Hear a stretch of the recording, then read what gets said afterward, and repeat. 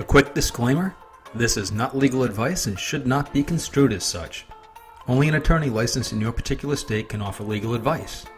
This response is meant to be an entertaining way of sharing information learned in my years of in-the-trenches real estate experience. So what's the situation? After closing on your home, you've had a series of leaks. A licensed plumber was consulted and stated that you'll need all of your piping replaced, which is very expensive. During your inspection, leaks were noted and you asked the seller to address the leaks. At the time, the sellers also complained about having to repair leaks on a pretty regular basis. Based upon the inspection report, the sellers repaired the leaks that had been discovered and you closed. Can you go after the sellers for repair? As a buyer, you have the opportunity to hire your own professionals to inspect the home and all of its systems. In this case, the buyer did hire an inspector and plumbing issues were noted. What should have been a red flag was the seller sharing the need for regular leak repairs in the home. The buyer then passed the responsibility for further investigation back to the seller. What went wrong? When the seller noted the need for regular repair, either the buyer, the buyer's agent, or both should have asked more questions. The seller is legally obligated to disclose known issues that could affect the buyer's decision to buy. In this case, it sounds as if the seller did. The burden was then passed back to the buyer, who chose to leave it in the seller's hands. This was absolutely the wrong way to have handled this. Based on the fact that the sale closed, I can only assume the buyer completed a walkthrough prior to closing. Now, a walkthrough is the buyer's opportunity to review any items that may have been repaired and to ensure the property conforms to the terms of the purchase and sale contract. Choosing to close on the property means the buyer was satisfied with the condition of the property and was accepting it in as-is condition, which absolves the seller of any further responsibility. But wait, this isn't necessarily that straightforward.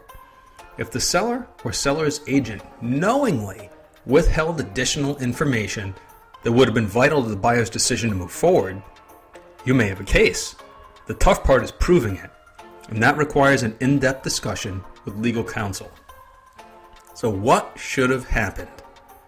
Once a seller stated they'd complained about leaks on a regular basis, the buyer and/or the buyer's agent should have asked more specific questions, such as, how often have there been leaking issues? Where else have you had issues? How have those issues been resolved? If they were repaired, do you have receipts? And were they repaired by a licensed professional? If the buyer and/or buyer's agent wasn't satisfied with the answers, the buyer's agent should have suggested the buyers hire a licensed plumber to investigate further.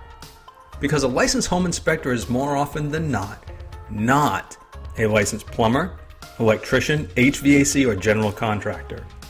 Remember, the burden is on the buyer to further investigate any items of concern.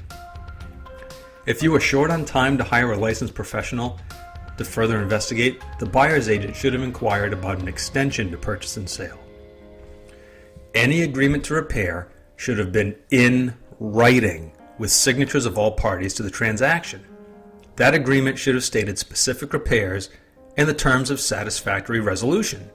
When it comes to hiring licensed professionals, I always suggest using the phrase, a licensed professional regularly in the business of. Professional contractors have specialties. You want the right professionals doing the work. So what are your options? Well, you can do nothing, which is always an option. You can ask your buyer's agent how to get in touch with the sellers and ask if they'll pay for any repairs. Now, it's highly unlikely, and if you don't ask, the answer is always no. And lastly, you can speak with an attorney. Perhaps the attorney can send a letter to the sellers. Sometimes that's enough to scare people into action.